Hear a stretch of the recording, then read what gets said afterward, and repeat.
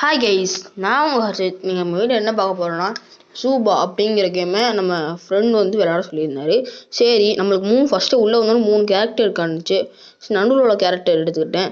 என்னடா கொஞ்சம் நேரம் லோட் ஆகிட்டுக்கு, லோட் ஆகி முடிச்சு காமிக்கிறேன். ஃபஸ்ட்டு உள்ளே வந்தோடனே கொஞ்சம் எப்படி விளாடணும் அது மாதிரி சொல்லி கொடுத்துருந்தாங்க. நான் அதெல்லாம் முடிச்சுட்டு உங்கள்கிட்ட காமிக்கிறேன்.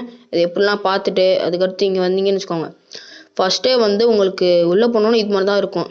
இங்கே இதை பெட்டி இருக்குது, அதை ஓப்பன் பண்ணலாம். ஓப்பன் பண்ணோம்னா நம்மளுக்கு என்ன கிடைக்கும்னா, இந்த மாதிரி இல்லை அப்கிரேட் ஆகிறதுக்கு இது காயின்ஸ் இதெல்லாம் கிடைக்கும். ரீஸ்டார்ட் கேம்னு வருது. அது என்னன்னு தெரியல எனக்கே அப்போலேருந்து. அது புரியாத யாருக்காச்சும் தெரிஞ்சுன்னா சொல்லுங்கள்.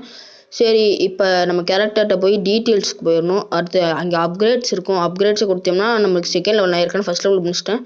கிரெனேட்கான இது கொடுத்துருக்காங்க, பாம்பு. அது கிரெனேட் தான் நான் எப்போயுமே சொல்லுவேன். அதுக்கடுத்து நான் வெளியே பார்த்தோன்னே சரி பேட்டில் போயிடலாம் அப்படின்னு சொல்லிட்டு பேட்டில் போயிட்டேன்.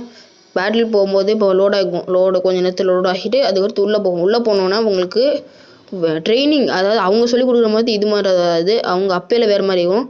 இதில் நீங்கள் உங்கள் கேரக்டர் இருக்குல்ல, அது நீங்கள் எங்கே தோறீங்களோ அந்த இடத்துக்கு போய் முடிச்சோன்னா உங்களுக்கு ஆரம்பிக்கும். அது வரைக்கும் ஆரம்பிக்காமல் அப்படியே இருக்கும்.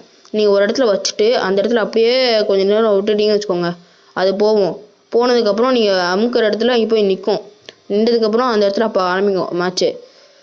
பேட்டில் ஆரம்பிச்சுட்டு நம்மள்ட்ட கீழே நிறைய பொருள் கிடக்கும். இந்த ஈட்டி, கிரெனைடு, அடுத்து துப்பாக்கி இதெல்லாம் இருக்கும். அடுத்து அது என்னமோ ப்ளஸ் அது என்ன ஹெல்த் ஏற்றுறது, அது என்ன பேர் தெரில சரியா. சரின்னு சொல்லிட்டு நான் பேரை லாட் நினச்சிக்கிட்டேன். இங்கே ஒருத்தர் இருந்தானே, இங்கே வரவன்கள்கிட்ட இந்த மாதிரி இது ஈக்கே குத்திங்களா குத்தும். இங்கே சென்ட்ரல் உள்ள பட்டன் நமக்குங்களா அடிக்கும்.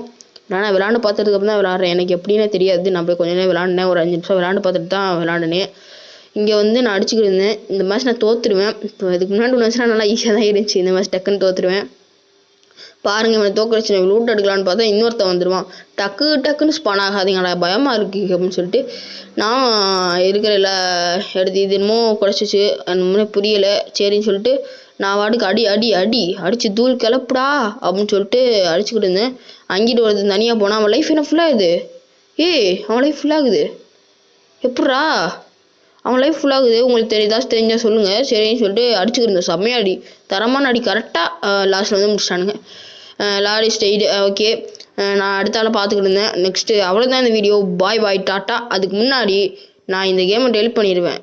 ஏன்னா இது பேட்டில் ராயல் கேம். அதனால் இந்த கேமு நான் ரெக்கமெண்ட் பண்ணலை. வேணும்னா ஒரு வாட்டி விளாண்டு பாருங்கள். அவ்வளோதான் சொல்லுவேன். பாய் டாட்டா.